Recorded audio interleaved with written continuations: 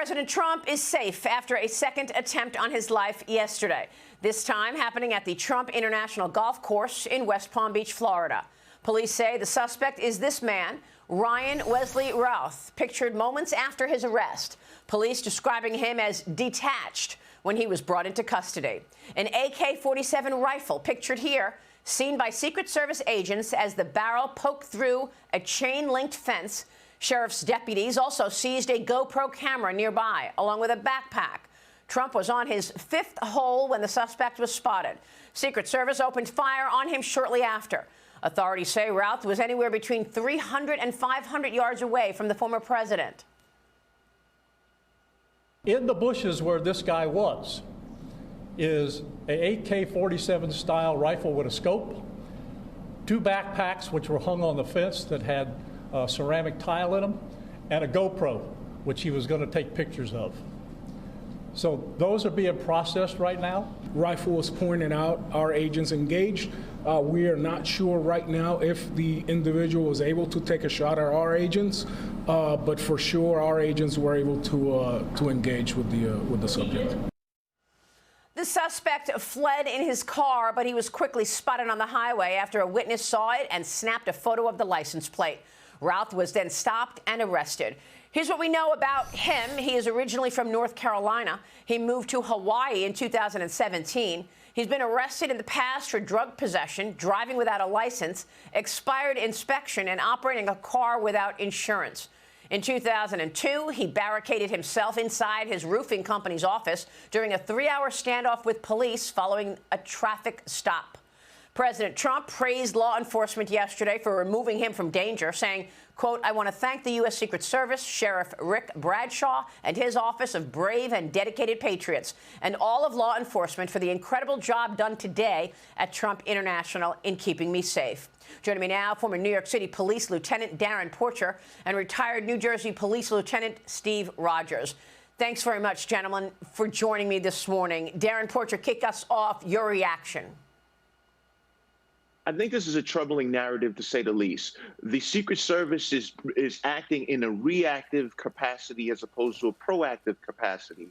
If you don't pay attention to history, it will rear its ugly head. When we see what happened in Butler, it was clear that the resources were not in place to support the protections of the former president. As a result, an assassin took a shot, and luckily he's still alive. Fast forward to this recent event, the same thing happened. Although the intended assassin did not get a shot off at the former president, it still begs the question as to why was he able to get so close? 200 yards away is very close for an assassin with a scope on their rifle. I'm a former military officer. I know that you can kill someone from a distance like that. So it begs the question as to why did the Secret Service not have the necessary fortifications in play to ensure that our former president was safe? And there's a lot of questions that Congress will have to answer. That is all they'll have to answer on. the Congress. That's right. Steve Rogers, why is it the case that we see a second time now that an assassin has been able to get so close to President Trump?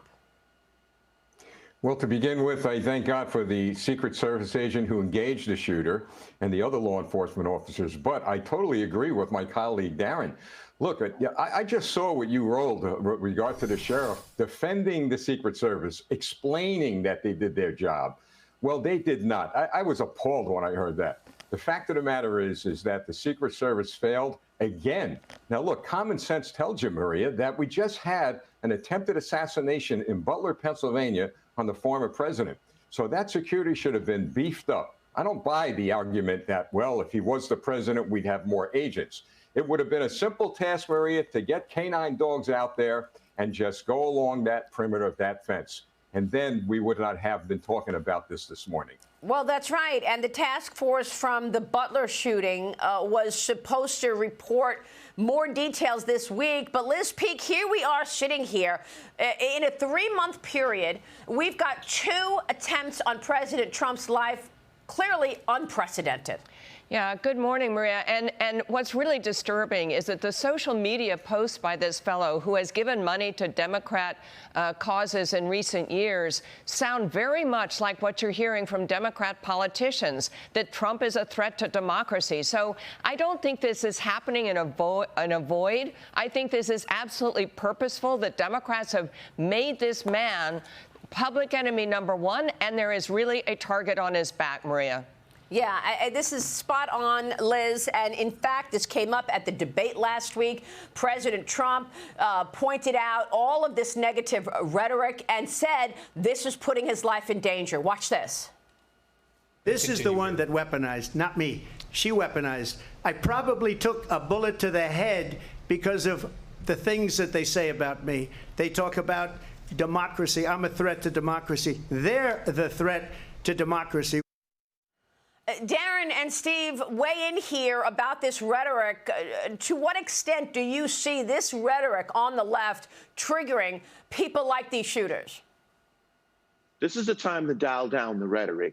I mean, we are a great nation. We're the greatest nation on the face of this earth. And as President Trump mentioned, this is not a banana republic. We shouldn't experience assassination attempts on our leaders or our potential leaders. This is not Venezuela. We are much better than that. And it just pains me to see that the narrative continues and there's been no correction in sight from the perspective of the Secret Service or even the radical statements that are made on the opposition. And now is the time to put this behind us and focus on this election and not have interference to ensure that we have the appropriate candidate that's elected as the president of the United States. Steve Rogers, yeah, what about that? The Federalist writes this morning, Democrats did the opposite of, quote, lower the temperature between Trump assassination attempts. The Federalist writes, when an assassin first attempted to take Trump's life at the Butler, Pennsylvania rally in July, Democrats and the media everywhere overlooked their roles in stoking the flames of hatred, Steve.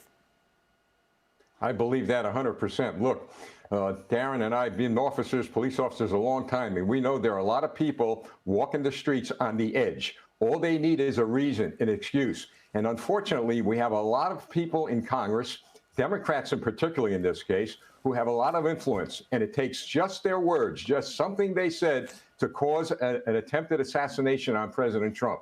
These individuals that are increasing their rhetoric are allowing these others to go out and pull the trigger. And that's got to stop. They better reassess themselves, and they better be able to come together and understand that this is not a Democrat or Republican problem. This is now an American problem.